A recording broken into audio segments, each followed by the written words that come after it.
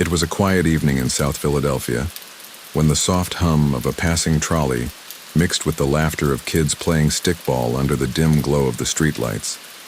Inside a small brick house on 8th Street, a young man named Angelo sat at the kitchen table, tracing the rim of a coffee cup with his finger. His mother, still wearing her apron, spoke in a mix of Italian and English as she prepared dinner. The scent of tomatoes, garlic, and olive oil filled the air. Angelo Bruno wasn't thinking about power or money that night. He was thinking about how to make something of himself in a city that didn't make life easy for immigrants. Born Angelo Annaloro in Villalba, Sicily, he had come to America as a child with his family in search of something better. His father worked long hours, saving pennies to open a small grocery. Life was simple, but it wasn't easy. They lived in a world where opportunity came slowly, and respect came even slower. Angelo learned early that respect was everything, more valuable than money, more permanent than luck. He wasn't loud or hot-headed like some of the boys on the street. He was observant, quiet, a thinker. Even as a teenager, he spoke less but noticed everything. Who owed who broke promises, who had influence. Philadelphia's immigrant neighborhoods were tight-knit but tough. Italians, Irish, and Jews shared the same crowded blocks, each group protecting its own. There was opportunity in that tension, and Angelo saw it. When he was old enough to work, he helped in his father's grocery, learning about credit, about keeping books, about how small profits added up when you paid attention. He understood business, but he also saw the darker economy that existed behind closed doors. Loans, bets, small rackets that kept families afloat. For many, it wasn't greed, it was survival. Angelo's first encounters with that hidden world weren't through crime, but through conversation. Older men, sharp-dressed, soft-spoken, came into the shop regularly. They greeted his father respectfully and often slipped a little extra for delivery. They carried themselves with quiet authority. They weren't loud like the rough neighborhood enforcers. They were calm, deliberate. Angelo watched and learned. These men had something that fascinated him: control without chaos, influence without noise. By the time he was in his 20s, the name Bruno began to replace Annaloro. Some say it was a simple Americanization. Others say it was a name chosen to fit into the business circles he moved in. Either way, Angelo Bruno sounded solid, respectable, like someone who belonged anywhere.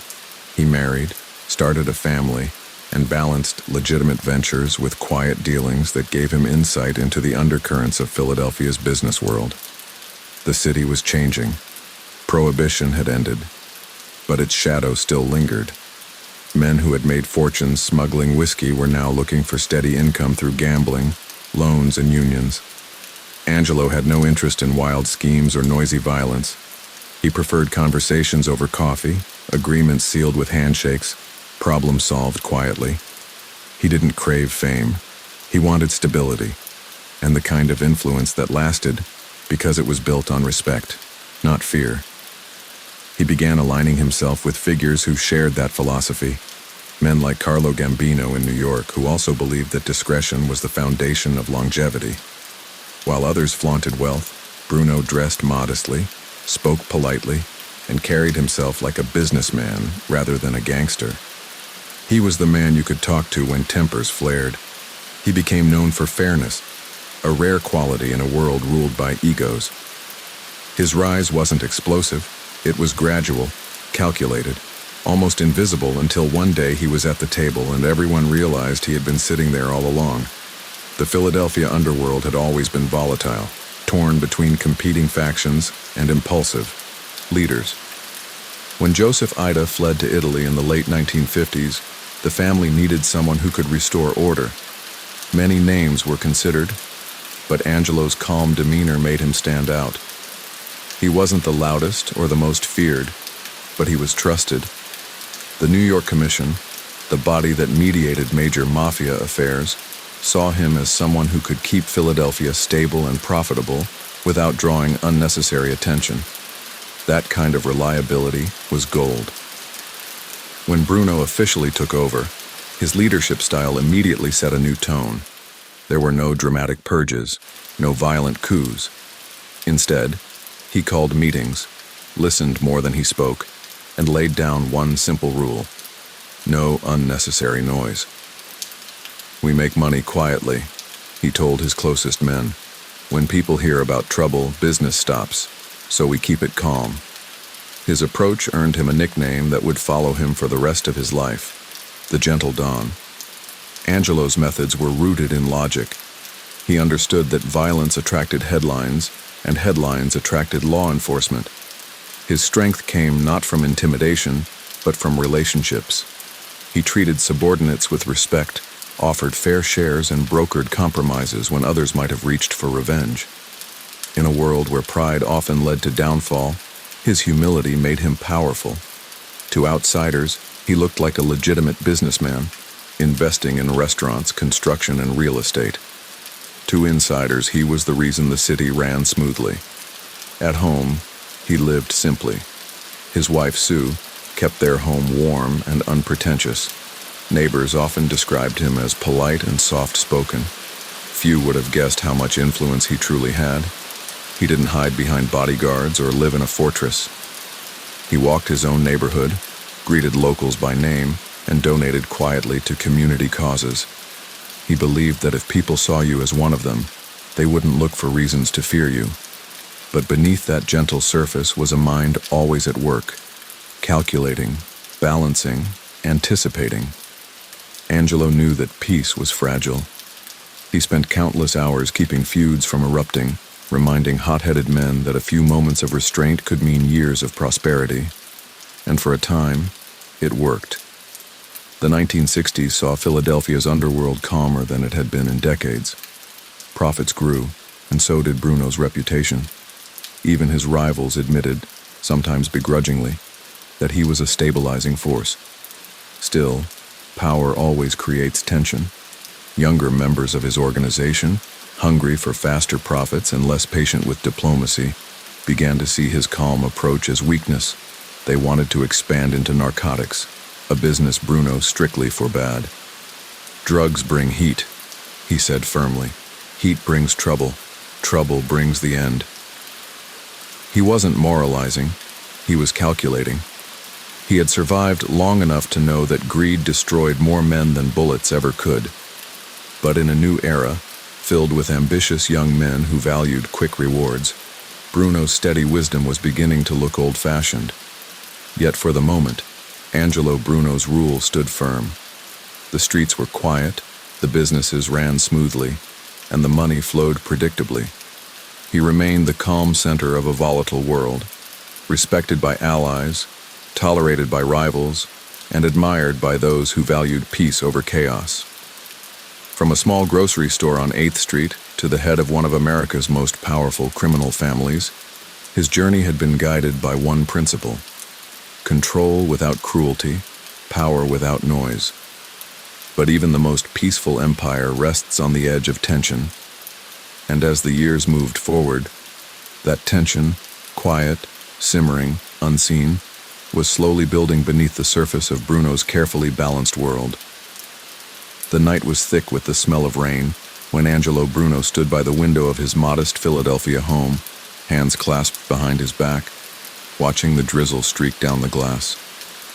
The city outside was quiet, but inside his mind, the wheels never stopped turning. Power, he knew, wasn't something you held by force. It was something you managed, carefully, deliberately, like a delicate flame you protected from the wind. The 1960s were years of quiet consolidation for Bruno. While others made headlines for bloodshed and flashy deals, Angelo focused on building relationships that endured. His voice, calm and steady, became the quiet thread that held together an empire. To him, violence was a tool of failure, the last resort of men who lacked discipline. "If you need to make noise," he once told an associate, "then you've already lost control." Under his leadership, Philadelphia entered what many would later call its golden age of stability. The old gang wars that had once plagued the city faded into memory. Bookmakers paid on time. Union bosses respected the boundaries he set. The flow of money was steady, and even law enforcement began to see him less as a threat and more as an inevitable part of the city's undercurrent, a necessary evil who at least kept the streets quiet. But Angelo never let comfort dull his awareness. He knew too well that peace was temporary, an illusion that required constant maintenance. His strategy was built on diplomacy, and diplomacy required understanding human nature. He studied people, their habits, their egos, their fears. Every conversation was an opportunity to listen, to learn what made someone tick. He remembered birthdays, children's names, small details that others dismissed. These gestures, small but deliberate, made people loyal in ways money never could. He had allies in high places, men in politics, law enforcement, and business, all connected through favors and unspoken understandings. Yet despite the quiet reach of his power, Bruno maintained a modest appearance. He still preferred simple suits, still drove himself to meetings, still avoided unnecessary luxury. Attention, he often said, is poison for men like us. Angelo's restraint extended even to his inner circle. He chose men who shared his preference for subtlety, steady, reliable figures like Antonio Caponegro, known as Tony Bananas, who handled many of the family's gambling and loan operations. Tony was ambitious and sharp, though at times too eager to prove himself. Bruno liked him but kept a cautious distance. He had learned long ago that ambition, if left unchecked, could be both an asset and a danger. Philadelphia wasn't isolated. Its fortunes were intertwined with the great mafia centers of New York, especially the Gambino and Genovese families. Bruno's long friendship with Carlo Gambino gave him a rare kind of security. Gambino respected him for his intelligence and calm, and in return, Bruno maintained a steady alliance that benefited both cities. Whenever disputes arose, he traveled quietly to New York, settling matters over long dinners and measured words. But within Philadelphia, not everyone was satisfied with Bruno's gentle way of doing business. The younger generation, impatient and eager for bigger profits, saw the old ways as obsolete. The narcotics trade was exploding across America, promising money beyond imagination. Men in Bruno's own organization began whispering that he was holding them back. He could sense the change in the air, subtle like a shift in wind before a storm. A few of his captains began to act differently, less deferential, more impatient. He didn't need to ask why. He knew greed when he saw it. Still, he refused to bend. Once you touch drugs, he told them firmly, you stop being invisible. And when the law starts looking, they find everything else. Bruno wasn't naive. He knew some of his men were already dabbling in narcotics behind his back. But he chose his moments wisely. Rather than lash out, he tightened control through business leverage, cutting off certain operations, quietly redistributing routes and collections so that loyalty was rewarded and disobedience became costly. His methods were surgical, not explosive. To the outside world, everything seemed calm. But within the quiet, there was pressure building, pressure that would one day explode. Around this time, Bruno began spending more time in Florida, drawn by its growing business opportunities and its connection to Meyer Lansky's old circles. The two men had met years earlier, both sharing an understanding that power and visibility were inversely related. The louder you were, the sooner you fell. Bruno often walked the Miami boardwalk in the evenings, his shoes crunching softly on the pavement, as he thought about how men like Lansky had survived decades by remaining ghosts in plain sight. He wanted to replicate that same quiet strength in Philadelphia, an empire that could outlive the men who built it. But empires, even peaceful ones, depend on compliance, and compliance depends on contentment, and contentment was becoming scarce. One evening, during a small dinner with his closest lieutenants, Bruno noticed a change in the tone of conversation. Men who once deferred to his judgment now spoke with subtle irritation. One complained that business was slow. Another hinted that opportunities were being missed. Bruno listened quietly, sipping his espresso, saying little. He understood what they were really saying. They wanted permission to step into the narcotics business. When the table grew silent, he finally spoke. His voice was calm, but his eyes were sharp. "Let me explain something to you," he said slowly. "Money is easy. It comes and it goes. But the one thing that keeps us alive is peace. If you bring drugs into this family, you bring the law. And if you bring the law, you bring ruin. I've seen men who thought they were smarter than history. They're gone. Do you want to end up like them?" No one dared answer, but their silence wasn't agreement. It was frustration. And Bruno, ever perceptive, felt the chill in the room. In the months that followed, that tension deepened. He began hearing whispers, rumors of dissatisfaction, secret meetings, quiet alliances forming behind his back. Still, he didn't react rashly. Instead, he tightened his routine. He became even more careful about where he went, whom he spoke to, and what he said. He trusted few and tested many. To outsiders, everything still looked peaceful. But inside, cracks were spreading through the foundation. Tony Bananas, once loyal, began showing signs of impatience. Other capos questioned whether Bruno's friendship with New York made him too cautious, too willing to let outsiders influence Philadelphia's affairs. Bruno remained calm, as always. But in his private moments, he began to feel the weight of years pressing on him. He was in his 60s now, with a family he adored and a reputation that had made him both respected and envied. He had spent a lifetime avoiding chaos, yet it was beginning to circle him again. Slow, silent, inevitable. Sometimes late at night he'd walk his neighborhood, passing the same narrow row houses where he had grown up.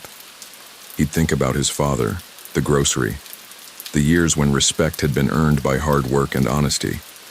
Power, he reflected, had a way of turning even the best intentions into traps. He had built peace from the ground up, but peace was fragile, and the world was changing faster than he could stop it.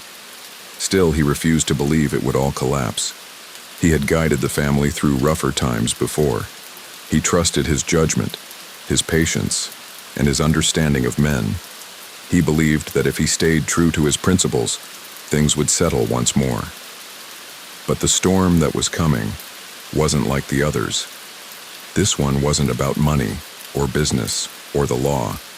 It was about loyalty and what happens when even the most trusted circle begins to doubt the man at its center.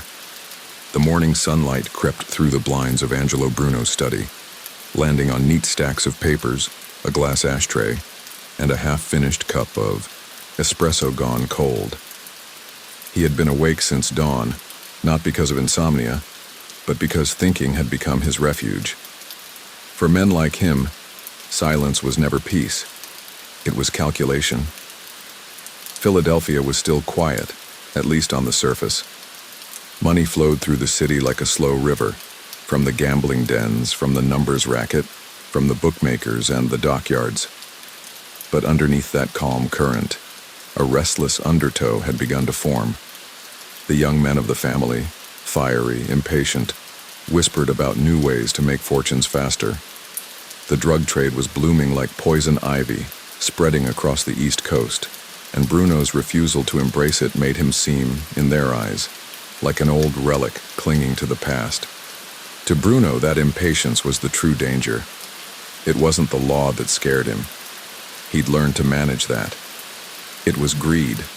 Greed didn't listen. It didn't negotiate. It consumed men from the inside until they destroyed everything around them. He'd seen it happen in New York and Chicago, in small-time outfits that collapsed under the weight of their own ambition. But trying to explain that to the new generation felt like trying to stop a storm with words. That morning, as he looked out over his backyard, he could hear the faint hum of the city waking up. He thought of the past, the early years, when the streets were smaller, the stakes lower, and loyalty had real meaning. Back then, a man's word meant more than his wallet. But now, everyone was chasing something: money, power, fame. Even in a world built on secrecy, men wanted recognition. They wanted to be known. And that, Bruno thought grimly, was how men like him got killed. He still met regularly with his trusted captains, though he could sense the strain in every conversation. Tony Bananas especially had begun to test him. The younger man's voice carried a sharpness now, a barely disguised impatience. At meetings, Tony spoke of modernizing their operations, of taking advantage of new markets. Everyone knew what he meant. Narcotics. And everyone knew Bruno would never allow it. "Tony," Bruno said one afternoon at a quiet cafe in South Philly, "you're thinking too loud. You know where that leads." Tony smiled, but there was no warmth in it. "I'm thinking about the future, Ange. Times are changing." "Times always change," Bruno replied calmly. "But rules don't. The minute we start running with the street stuff, the commission looks our way. Then the feds follow. You think those guys in New York will protect us when that happens?" Tony shrugged, but the silence that followed spoke volumes. Bruno knew then that Tony was already gone in spirit. His loyalty, once strong, had begun to rot from within. And yet Bruno didn't move against him. He couldn't. Not without igniting the very chaos he had spent decades avoiding. At home, his wife and children tried to pull him away from the weight of business. They had grown used to his late nights, his careful words, the way his mind never fully left the streets, even at the dinner table. His daughter once asked him, "Papa, why do people always whisper when they see you?" Bruno smiled faintly. "Because they know better than to shout." It was a joke, but behind it lay the truth. Respect for him had always been built on quiet power. But whispers had begun turning into murmurs. Reports reached him that certain crews were running operations without permission. Gambling, loans, and possibly even small-time narcotics distribution. The problem wasn't just the money, it was the principle. Disobedience spread like mold, invisible at first, then unstoppable. So Bruno did what he always did best. He mediated. Instead of cracking down violently, he called a meeting with his captains at a small restaurant he trusted. There, surrounded by the smell of garlic and the hum of conversation, he spoke plainly. "I built this family on peace," he said.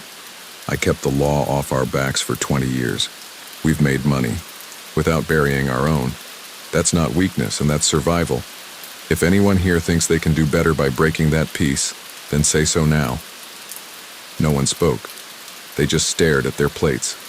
Some nodded out of habit, but Bruno could read eyes. He saw the doubt in them, the quiet defiance. Later that night, after everyone left, his old friend Frank Sindoni stayed behind. Frank was one of the few who still respected the old ways, but even he looked troubled. "Ange," he said softly, "you're fighting the tide. These kids, they see the money and they can't help themselves. You tell them no, they think you're keeping them small." Bruno sighed. "I'm keeping them alive." "I know, but they don't see it that way anymore." It wasn't an argument, just a sad truth. Bruno leaned back, listening to the city noise outside, the passing cars, the laughter, the world that moved on no matter what decisions he made. For the first time, he wondered if his way of keeping peace was still possible in a world that no longer valued it. Still, he refused to change. His philosophy was simple: steady money, steady life. He believed the commission respected him for it, that his alliances with powerful New York bosses like Carlo Gambino and later Paul Castellano would keep him safe. But safety in that world was an illusion, and even respect had an expiration date. When Gambino passed away in 1976, Bruno felt the shift almost immediately. The balance of power in the underworld began to tilt. The new generation of leaders wasn't cut from the same cloth. They didn't speak in riddles or settle disputes over espresso. They wanted results, speed, control. And Philadelphia, once a stable extension of New York's quiet influence, began to look like a city ready for change. By 1978, Bruno's cautious empire was being questioned from all sides. Younger lieutenants felt suffocated, and even the old guard began to waver. Rumors swirled that the commission was tired of his conservative stance, that they wanted new energy in Philadelphia. Bruno dismissed the gossip publicly, but privately it gnawed at him. He had survived by reading the weather, and now the sky was turning dark. He began traveling more frequently to New York, hoping to reaffirm his standing. He met with Castellano, discussed business, reaffirmed loyalty. They respected each other. Both were businessmen at heart, preferring strategy over savagery, but not everyone shared that patience. Behind closed doors, some of Bruno's own captains began plotting to take his place, whispering that his connections to New York made him more servant than leader. At night, when the city was quiet, Bruno often sat on his porch, the streetlight casting long shadows on his car. He'd light a cigarette and think about how power always moved in cycles, how the young replaced the old, how even the most careful men eventually became symbols of what others wanted to destroy. He wasn't afraid of death. He'd made peace with that long ago. What unsettled him was betrayal. To him, betrayal wasn't just disobedience.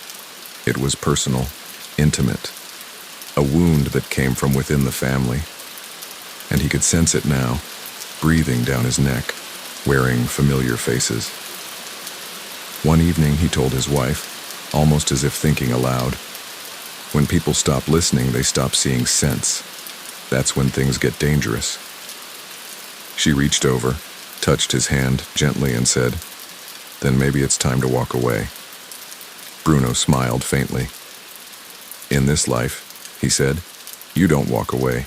You just stop showing up one day." She didn't fully understand what he meant, but he did. Somewhere deep inside, Angelo Bruno knew his time was running short, not because he was weak, but because peace, no matter how carefully built, could never outlast ambition. And in Philadelphia, ambition was stirring again, restless, hungry, and waiting for the perfect moment to strike. The air in South Philadelphia carried that familiar mix of gasoline, rain, and the faint aroma of bread from old neighborhood bakeries. The same streets where Angelo Bruno had built his empire brick by quiet brick. But as the 1970s drew to a close, the neighborhood had changed. The faces were younger, brasher, the cars were flashier, and the whispers that used to vanish when he entered a room now seemed to linger, like cigarette smoke that refused to clear. Angelo Bruno could feel it in his bones. The balance that had defined his rule was slipping. For 2 decades he had kept the peace through patience, wisdom, and diplomacy. But peace, he knew, was not a permanent condition. It was a truce, and truces eventually expired. He still started every morning the same way: black coffee, newspaper, and a quiet drive through the city before meetings began. It wasn't about control, it was about rhythm. Routine grounded him. In a world that thrived on chaos, his calmness was his greatest weapon. But lately, even his mornings felt different. The paper headlines screamed about drugs, arrests, and federal crackdowns. The world was moving faster, and his slow, careful methods were starting to look outdated to men who thought fortune came from risk, not restraint. One afternoon, his consigliere, Frank Sindone, stopped by Bruno's modest home on 8th Street. Frank had been loyal for years, but even loyalty began to tremble under the weight of time. "They're getting restless, Ange," he said quietly. "Tony's been meeting with people he shouldn't be meeting with. Out in Newark, down in Atlantic City. They're talking like they're already running the show." Bruno didn't look surprised. He had expected it. "Let them talk," he replied, setting his cup down gently. "Talking is free. Acting is expensive." But Sindone leaned forward, concern etched into his face. "He's not just talking. He's moving money. New partners, new shipments. You can guess what kind." Bruno's jaw tightened slightly, the only sign of irritation he ever showed. "Drugs," he said quietly. Frank nodded. "Cocaine, mostly. He's calling it independent work. Says it doesn't touch family business." Bruno sighed. Independent. That's what they always call it before it becomes everyone's problem. He sat back, the weight of his years pressing on him.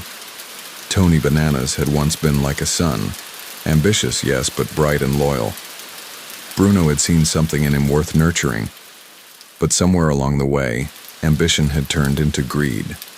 The very qualities that once made Tony useful were now turning him dangerous.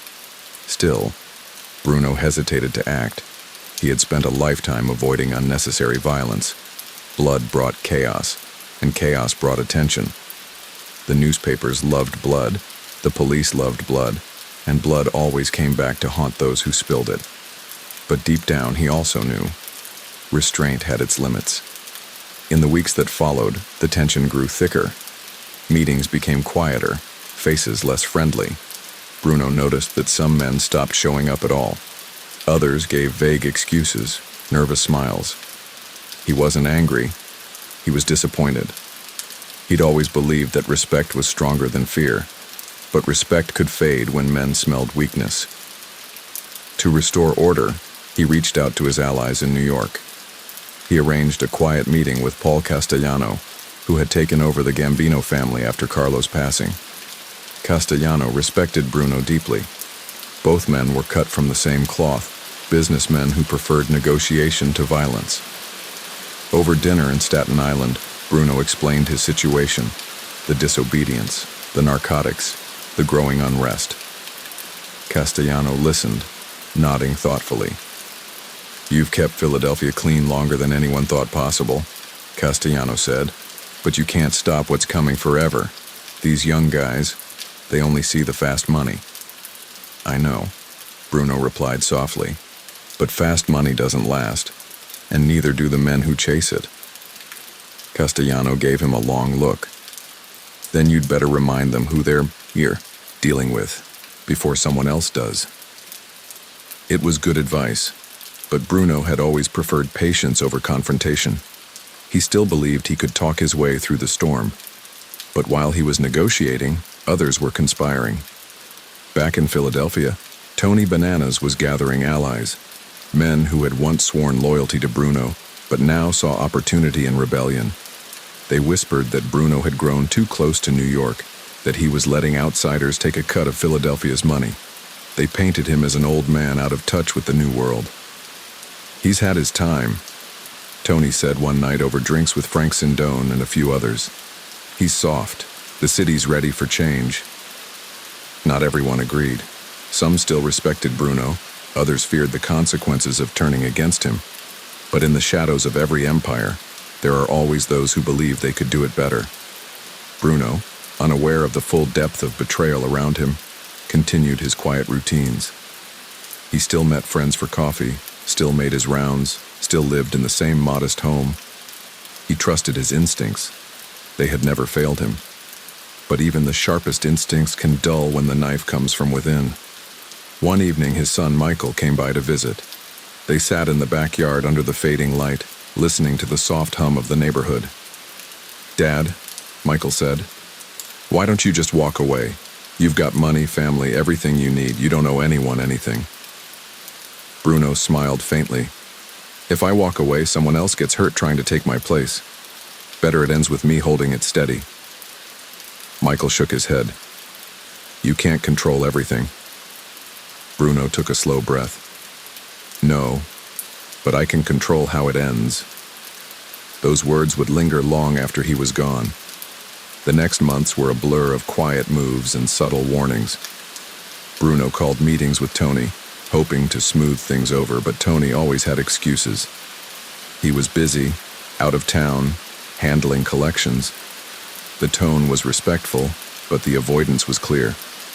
Bruno didn't need confirmation to know what was coming. He'd been in this life too long not to recognize the signs, the sudden silence, the men who stopped looking you in the eye, the ones who suddenly started being too polite. He had seen it all before, just never from his own people. In early 1980, Bruno began to feel something heavier than worry, inevitability. He wasn't afraid of dying.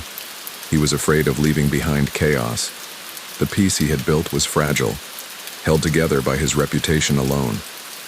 Once that was gone, Philadelphia would burn. Still, he carried on as though nothing was wrong. He attended dinners, made collections, and smiled when people greeted him.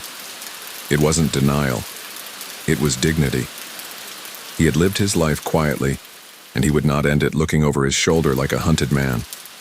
But deep inside, there was a whisper, a quiet, persistent one, telling him that someone close was already making the final arrangements. Someone who had eaten at his table, laughed at his jokes, and sworn loyalty.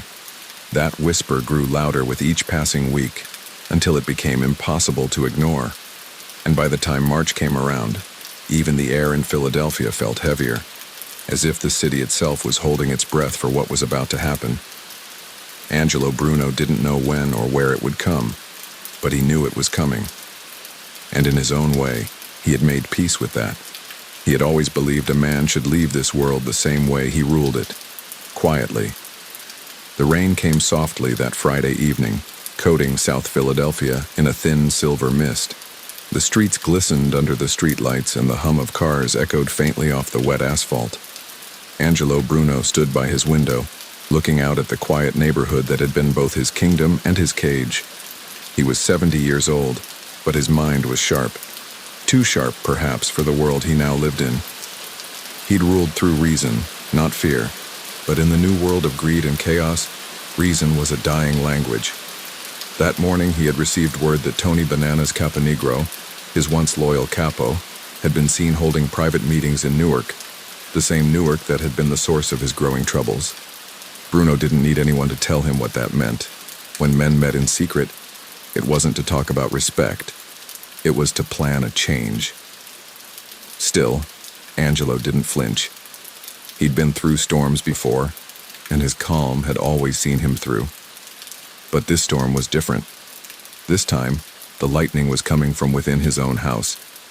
He went about his evening as usual, dinner with his wife, coffee afterward, and a brief call to his longtime driver and associate, John Stanfa. There was a meeting scheduled later, nothing unusual. He had dozens of these, often late in the evening, sometimes ending in laughter, sometimes in quiet warnings. But this one had a different air. He couldn't explain it, just a chill, a stillness. Around 9:30 p.m., Bruno stepped out of his house, umbrella in hand. Stanfa was waiting by the car, engine running.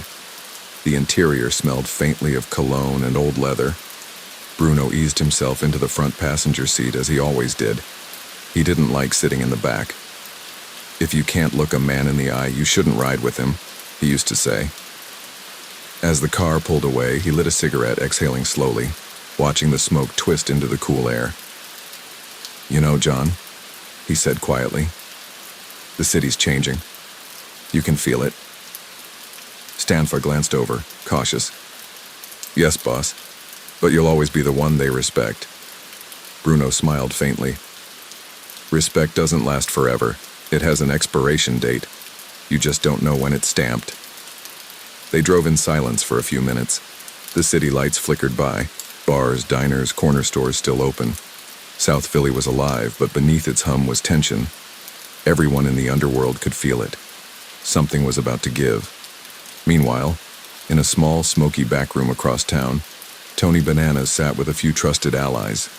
His face was tight with anger and pride. "He sold us out to New York," Tony muttered, slamming a glass down. "Every deal, every move. He asks their permission first. Philadelphia's supposed to be our city. I'm done bowing to a man who's already half in the grave." Frank Sindone looked uneasy. "Tony, we're talking about Bruno. You don't just..." Tony cut him off sharply. "He's old. He's soft. And the commission won't do anything if he's gone. They'll see it as progress." But even as Tony said the words, there was a flicker of doubt in his eyes. He knew what it meant to move against a boss, especially one as respected as Bruno. Still, ambition was a fire that burned away reason.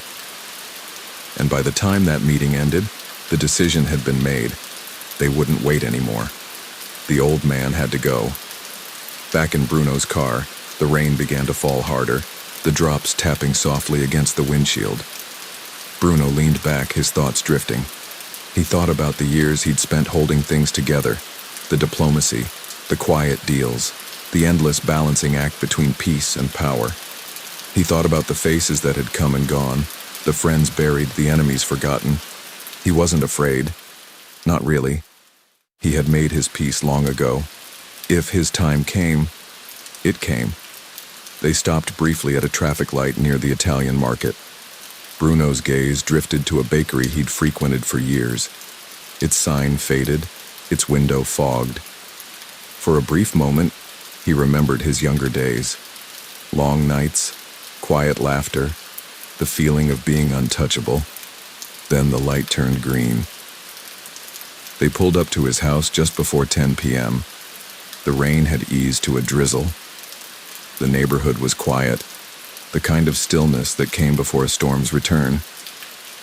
Bruno took a deep breath, reached for the door handle, and that's when it happened. A sudden flash, a deafening crack. For a fraction of a second, the world went still. Then, as the smoke cleared, Bruno's body slumped forward, his cigarette still burning faintly between his fingers. A clean, efficient hit. No chaos, no shouting. Just silence. Stanfa sat frozen, heart pounding, as the rain began again, heavier this time. The car's windshield blurred, hiding the scene from view. Within seconds, the peaceful old man known as the Gentle Don was gone. But the irony of his death would echo for years. Angelo Bruno, the man who had ruled through peace, was taken out not by rivals, not by the law, but by his own. The news spread fast. By morning, every corner of Philadelphia buzzed with disbelief. Men who had once cursed his caution now wept for his wisdom. His death wasn't just the end of a man, it was the end of an era. The newspapers called it the end of the Gentle Don. The police found few clues. The city whispered names, Tony Bananas, Frank Sindone, others, but no one said anything out loud. Fear had returned to Philadelphia, sharper and colder than ever.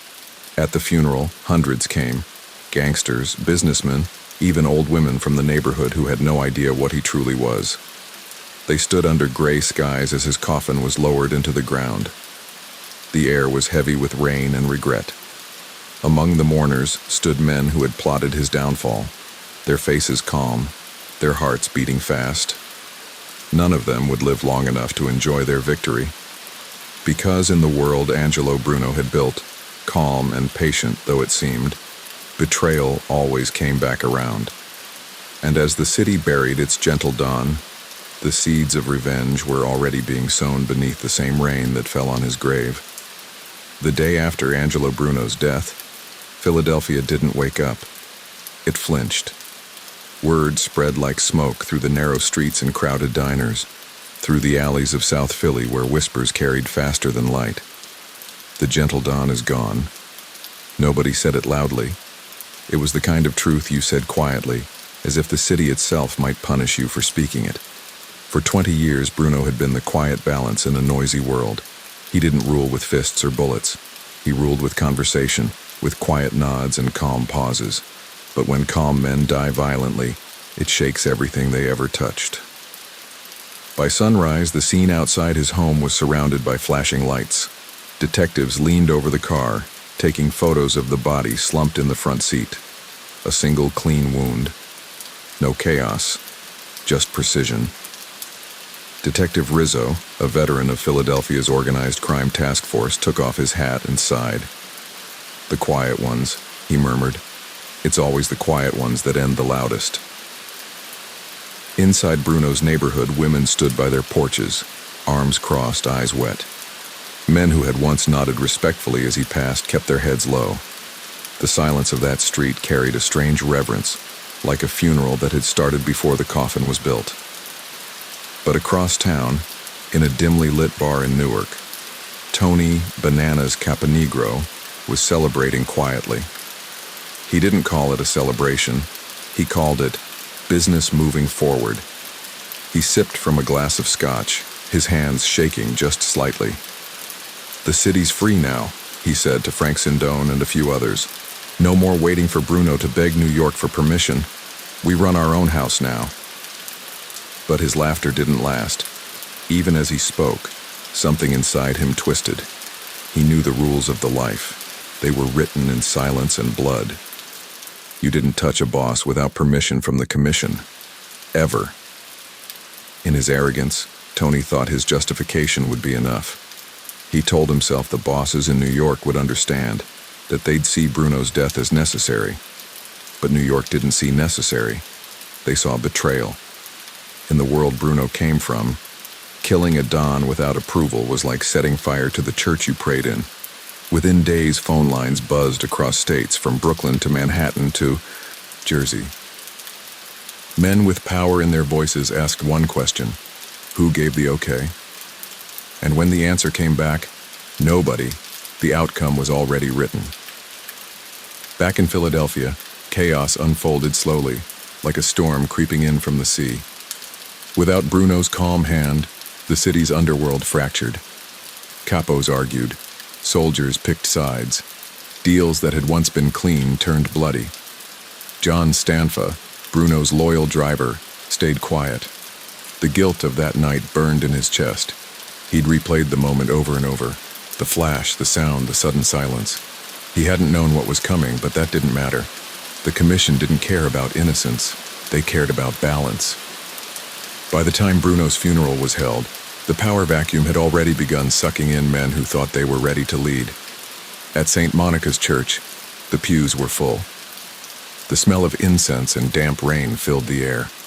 Bruno's wife sat silently in black, her face calm but pale. FBI agents stood outside, taking pictures of every familiar face entering the church. Tony Caponegro didn't show up. He knew better. Or maybe he didn't. Because deep down, part of him believed he had done what needed to be done. But New York had already sent its quiet response. A week later, Tony received a call. A man's voice, smooth and polite, said, "Tony, the commission wants to talk. You've done a big thing, my friend. But you know how it goes. They want to hear your side before the dust settles." Tony hesitated. "Yeah," he said. "Yeah, I'll come up." The meeting never happened. They found Tony's body days later in the trunk of a car in the Bronx. His pockets were stuffed with dollar bills, dozens of them, crumpled and greasy. Someone had written a note on one. Money can't buy permission. It was the commission's way of sending a message. The old rules still mattered. When the news hit Philadelphia, nobody was surprised. Not really. Men in Bruno's old crew muttered to each other in bars, shaking their heads. "That's what happens when you kill the man who fed you," one said. And slowly a strange sense of order returned, an order made of fear, not respect. But it didn't last. Without Bruno, the city became a map of fractures. Each street, each family, each crew trying to claim a corner. It was like removing the conductor from an orchestra. The music turned to noise. John Stanfa tried to keep things from falling apart, stepping carefully between old loyalties and new threats. He met with old allies, spoke softly, tried to keep the peace the way Bruno would have. But he wasn't Bruno. Nobody was. The FBI saw their opportunity. With Bruno gone, unity was dead, and chaos was an open door. They sent in undercover agents, flipped low-level guys, turned whispers into evidence. The once tight fortress Bruno built began to crumble brick by brick. Meanwhile, young bloods like Phil Testa, Nicodemo Scarfo, and others saw their chance to rise. They'd always thought Bruno's peace had been weakness. Now they wanted to show Philadelphia what real power looked like. But real power, in their hands, came with blood and noise. The city that had once moved quietly now echoed with gunshots. The kind of chaos Bruno had spent decades preventing returned like a curse. One night, Stanfa sat alone in Bruno's old office, the blinds half drawn. He looked at the photos still on the wall. Bruno shaking hands, smiling, always calm. "You kept it together," Stanfa whispered, "and we tore it apart." He poured himself a drink, stared at the amber swirl, and thought of the night it all ended. He could still see the old man's eyes, the quiet acceptance, the peace even in his final breath. The next morning, Philadelphia woke again to another headline. Mob power shifts again in Philly. The FBI called it instability. The streets called it what it really was, payback. Within a year, every man who'd been part of Bruno's murder was dead. The commission didn't forget. Neither did fate. And for the first time in decades, the city of brotherly love became something else entirely, a battleground for ghosts and greed. Bruno's death didn't just mark the end of an era, it opened a door to something darker. The peace he'd built wasn't just gone, it was betrayed, and the betrayal would haunt the city for generations. Even the old-timers who had once wished for Bruno's fall now whispered his name with regret. "The gentle Don," they said softly. He had it right. Because in the years that followed, every man who tried to take his place learned the same brutal lesson. It's easy to start a war. It's impossible to stop one. The years after Angelo Bruno's death felt like a storm that refused to move on. The peace that had defined his rule was gone, replaced by paranoia and ambition. The streets of South Philadelphia were tense, heavy with rumors and quiet meetings behind closed doors. Everyone was watching everyone. At the center of that gathering storm stood Phil Testa, a man who'd spent years just a step behind Bruno, loyal but restless. They called him the Chicken Man, partly because of his legitimate business in poultry, partly because of his ability to survive things that would have broken lesser men. When Bruno died, Testa didn't immediately claim the throne. He moved carefully, as if walking across glass, studying who was still loyal to the memory of Bruno and who was already making new plans. In his modest brick home, Testa would sit late into the night with a cigarette burning down to the filter, staring out the window at the dark Philadelphia sky. His son, Salvatore "Salvi" Testa, young but sharp, often sat across from him. "Pop," Salvi said once, "this city's gonna eat itself if someone doesn't take control." Phil nodded slowly. "It's already eating itself, kid. Question is, who gets eaten first?" The younger Testa wasn't wrong. Since Bruno's death, everyone with half a crew and a car thought they could run the city. Capos who once bowed their heads in meetings were now calling their own shots. Some ran numbers games, others moved stolen goods. Everyone whispered about getting into narcotics, the very thing Bruno had always forbidden. And then there was Nicodemo Scarfo. Scarfo had spent years in Atlantic City, under Bruno's watch. Back then he was small-time, a man with a temper too quick for his own good. But now, with Bruno gone, and Testa trying to hold things together, Scarfo saw his moment. He started making moves, shaking hands with the right people, and whispering in the right ears. "Phil's old," he told anyone who'd listen. "He's a caretaker, not a leader. We need fire again." But Scarfo didn't realize that Testa was watching him just as closely. Phil Testa knew what the streets didn't. Power didn't come from volume. It came from patience. And so, with quiet determination, he rebuilt the fractured remains of the family. He made peace with New York, assuring the commission that Philadelphia was stable again. The bosses in New York, tired of chaos, agreed to recognize him as the new head of the family.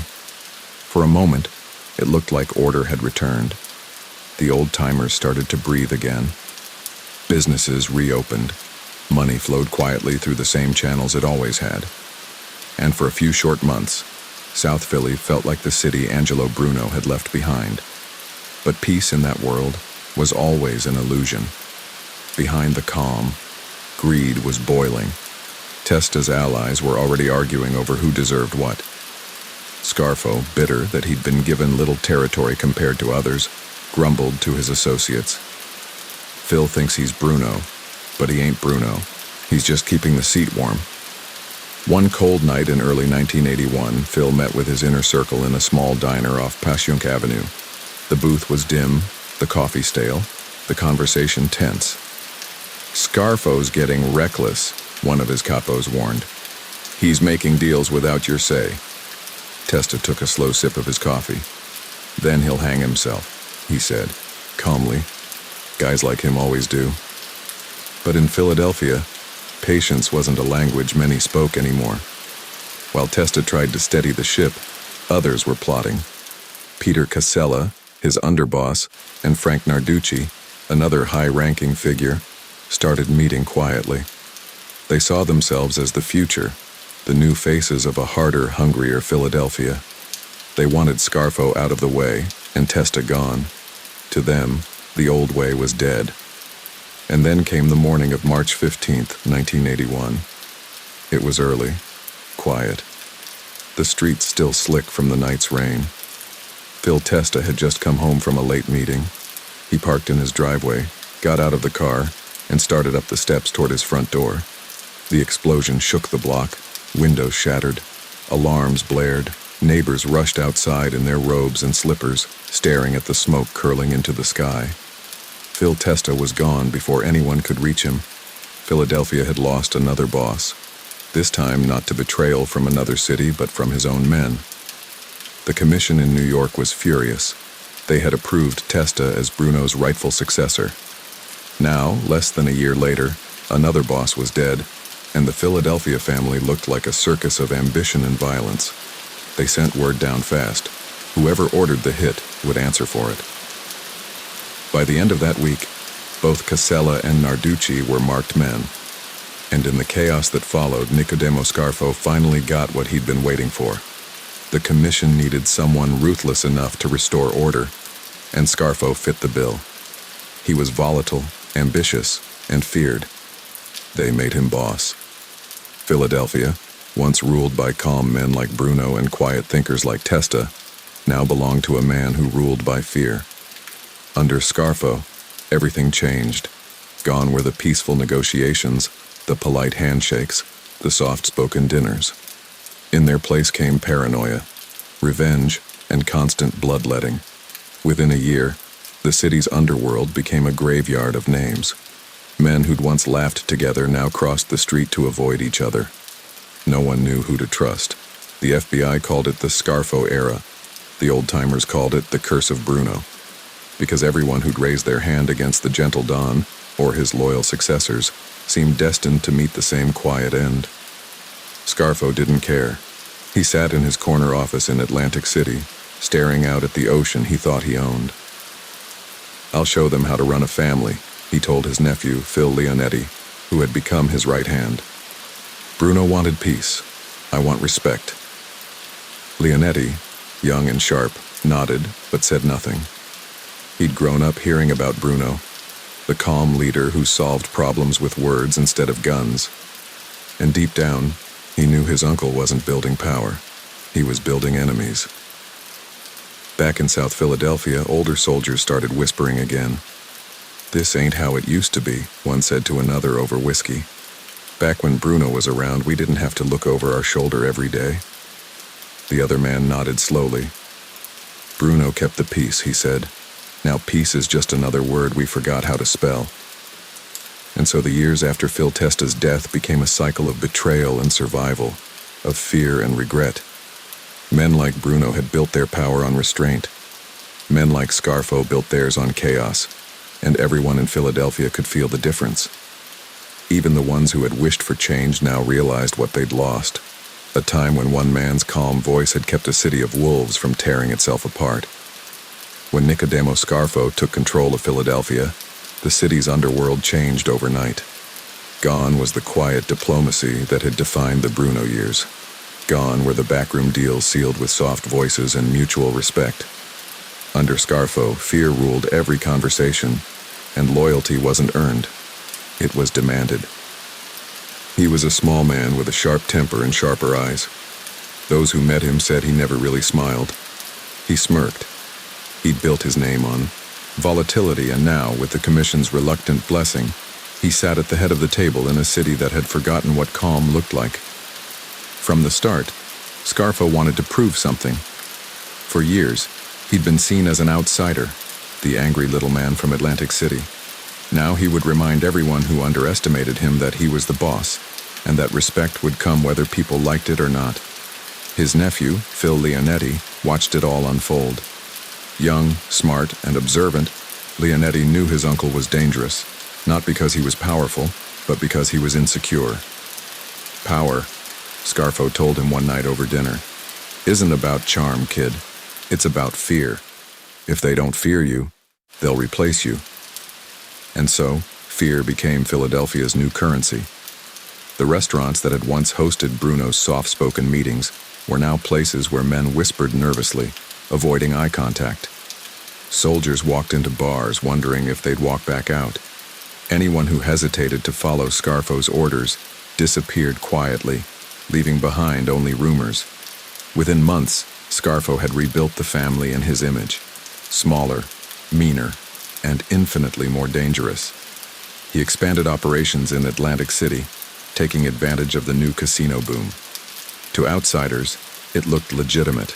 Glittering lights, tourists, and a flow of money that seemed endless. But behind every smiling dealer and clinking slot machine, Scarfo's shadow loomed. He controlled construction contracts, unions, and a steady cut from nearly every business that dared to breathe near the boardwalk. But success never satisfied him. It only fed the paranoia. He started seeing enemies everywhere, in his own crew, in old allies, even in men who had been loyal since the Bruno days. "They all want my seat," he told Leonetti one night, pacing the floor of his Atlantic City penthouse. "They think I'm just another short guy with a big mouth. They'll learn." Leonetti watched quietly, his uncle's voice echoing against the glass walls overlooking the ocean. "You can't keep killing everyone who disagrees with you," he said carefully. Scarfo stopped and glared at him. "You keep peace by killing one. You keep chaos by letting him live." It was a philosophy that would define his rule and destroy it. As Scarfo's grip tightened, old-timers began whispering Bruno's name again, like a prayer from a lost religion. They remembered the gentle Don's sense of balance, his ability to make peace between rival crews. Scarfo had no patience for that kind of talk. Anyone caught reminiscing too fondly about Bruno found themselves retired, often permanently. Meanwhile, the FBI was paying attention. Under Bruno, the Bureau had found it nearly impossible to infiltrate Philadelphia's organized crime scene. Bruno's calm leadership had kept violence minimal, leaving the feds with little justification for large-scale investigations. But Scarfo's Philadelphia was a different story. The city was now a mosaic of paranoia and blood. Informants started talking, not out of courage but fear.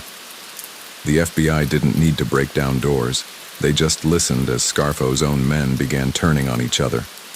One of the first cracks appeared in 1983, when agents intercepted conversations between Scarfo's underboss, Salvatore Merlino, and several capos. The tapes revealed discontent, resentment, and fear. Scarfo's obsession with control had created an environment where even loyal soldiers were questioning whether they'd be next. The Bureau launched Operation Gangplank, a long-term effort to monitor Scarfo's organization. They bugged offices, wired informants, and listened to the slow unraveling of a man who thought fear made him untouchable. In the meantime, Scarfo continued his campaign of intimidation. He turned his attention to unions, particularly the roofers and laborers. The construction boom in Atlantic City was a goldmine, and Scarfo wanted every piece of it. Those who resisted quickly learned that a polite refusal could cost them their business, or worse. Leonetti, always by his uncle's side, began to see the cracks forming. "You're making too many enemies," he warned during one late-night meeting. "You're not giving them any reason to stand by you." Scarfo waved him off. "They don't need reasons. They need orders." But power built on fear has a short lifespan. By 1985, Scarfo's own crew had begun fracturing. Some of his oldest allies were now quietly meeting with New York families, exploring options for survival if, or when, Scarfo fell. And as the cracks deepened, the violence returned to the streets. Car bombings, late-night shootings, and sudden disappearances turned Philadelphia into a place where nobody slept soundly. The newspapers stopped calling it organized crime because under Scarfo, there was nothing organized left. Even the commission in New York grew tired of the chaos. One Manhattan boss reportedly said, "Scarfo's like fire. You can use it to cook or to burn your house down, and he's burning everything." Still, Scarfo refused to back down. He saw every challenge as a test of strength, every criticism as betrayal. His paranoia reached new heights when rumors surfaced that his own nephew, Leonetti, was becoming too popular, too respected. Scarfo pulled him aside and said, "Don't ever think you're bigger than me, kid. You're here because I let you be." Leonetti nodded, but something inside him shifted that night. He had watched Bruno's Philadelphia built on loyalty, and now he was watching Scarfo's burn from within.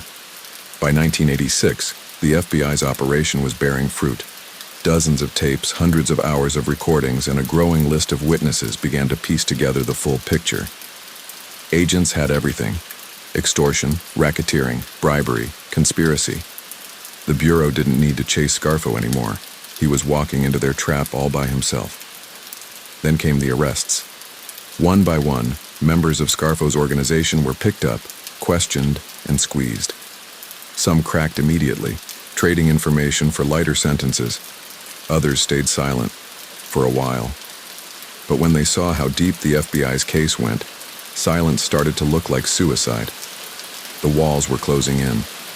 By 1987, Scarfo was indicted on multiple charges, including racketeering and conspiracy. When the trial began, he sat in the courtroom, shoulders squared, smirking at the press. "They can't touch me," he muttered. "They've been trying for years." But this time they could. Witness after witness took the stand. Tapes played in courtrooms, revealing Scarfo's voice, cold and cruel, giving orders that left no doubt about his guilt. And through it all, Phil Leonetti sat quietly, watching his uncle's empire collapse. He would later say that he'd learned two lessons from his uncle: how to build fear, and how fear destroys everything it touches. When the verdict finally came, it was swift. Scarfo was found guilty and sentenced to decades behind bars.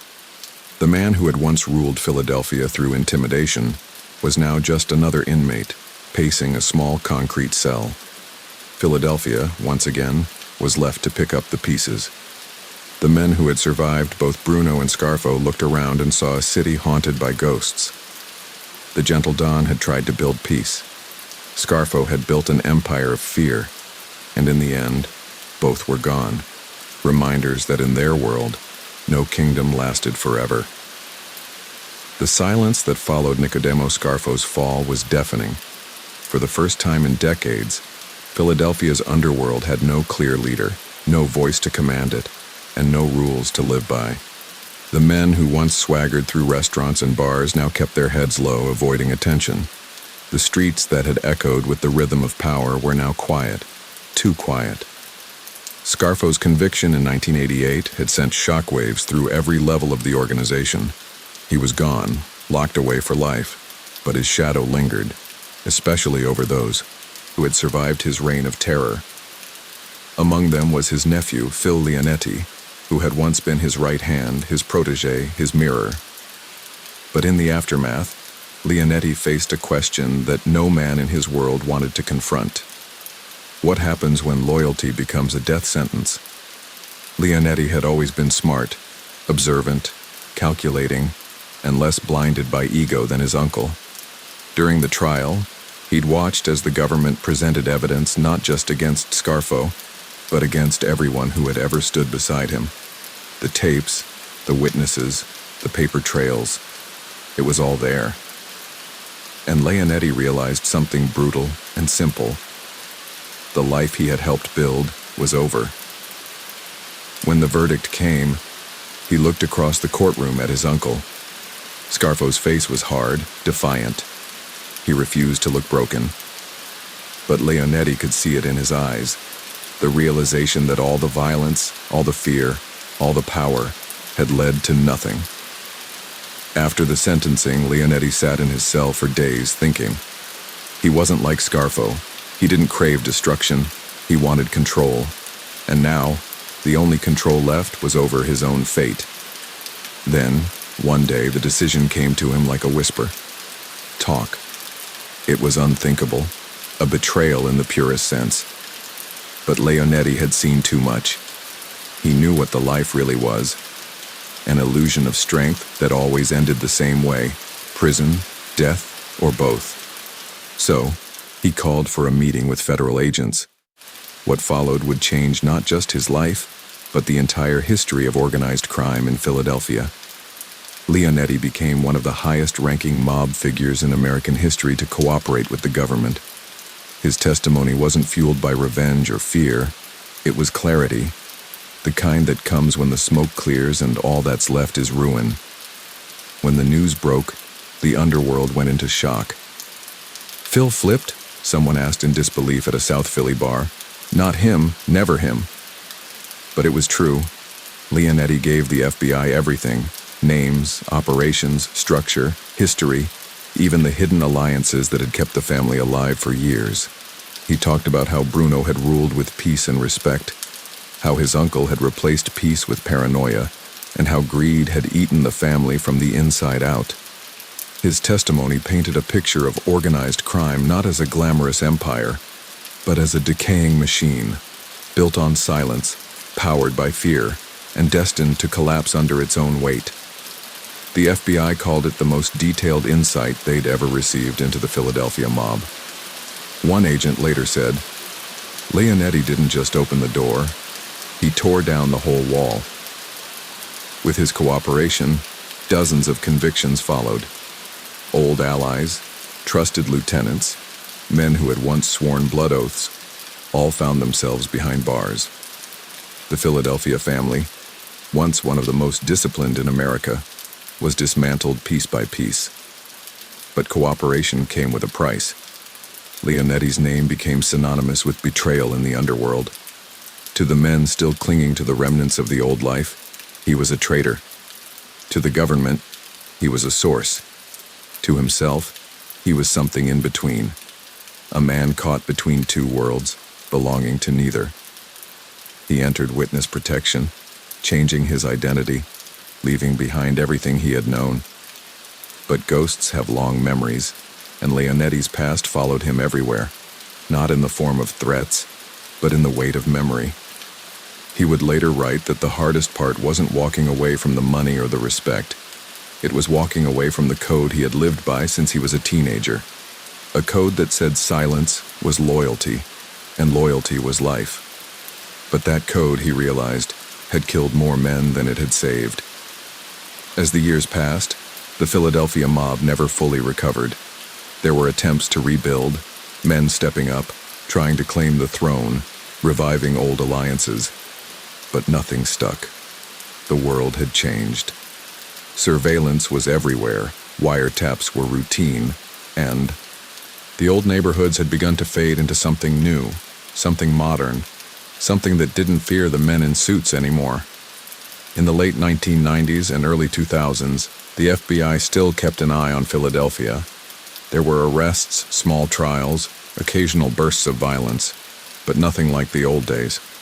The era of the Gentle Dawn and the Little Nicky was gone, replaced by a quieter, fragmented version of organized crime.